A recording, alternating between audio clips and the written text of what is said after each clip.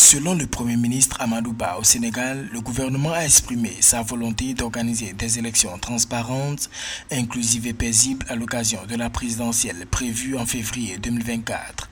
Sur cette lancée, le président sénégalais Macky Sall a demandé au gouvernement de préparer et de le soumettre dans les meilleurs délais les tests de loi nécessaires à la mise en œuvre des points de convergence issus du dialogue national.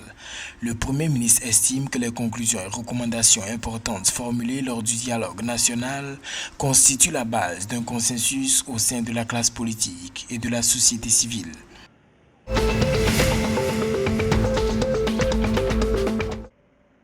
En Sierra Leone, le parti présidentiel a remporté samedi 1er juillet la majorité aux élections législatives selon les résultats annoncés par la commission électorale, mais contestés par le principal parti d'opposition qui, les jugeant truqués, a annoncé qu'il renonçait à siéger à l'Assemblée nationale.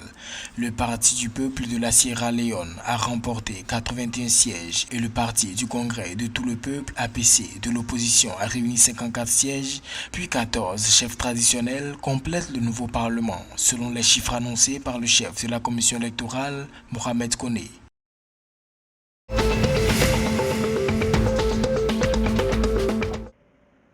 Le Togo a reçu son quitus par l'Assemblée nationale pour ratifier l'accord de coopération sur l'éco, monnaie commune de la CEDEAO. Les autorités ont procédé à un vote à l'unanimité lors de la 6e séance plénière ordinaire de l'année. Cette adoption s'est déroulée en présence de Sani Yaya, ministre de l'économie et des finances du Togo, signé le 21 décembre 2019 à Abidjan entre les gouvernements des États membres de l'UEMOA et le gouvernement de la République française. Ce nouvel accord de coopération monétaire représente une révision significative de l'accord en vigueur depuis le 4 décembre 1973 selon l'Assemblée.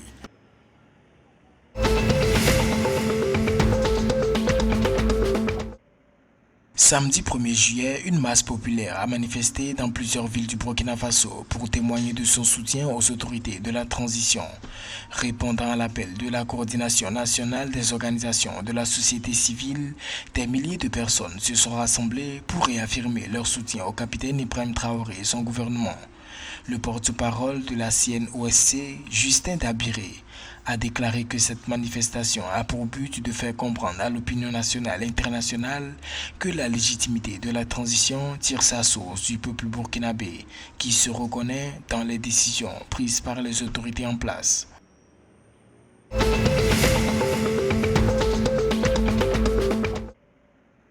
La Côte d'Ivoire connaît une augmentation de 3,4% des exportations de produits du cacao semi-transformés, notamment le beurre, la poudre et le chocolat, entre début octobre et fin avril.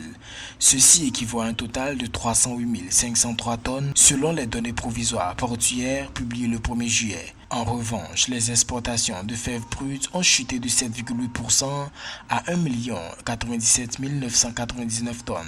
Les exportations de café ont aussi chuté de 20% entre janvier et fin avril.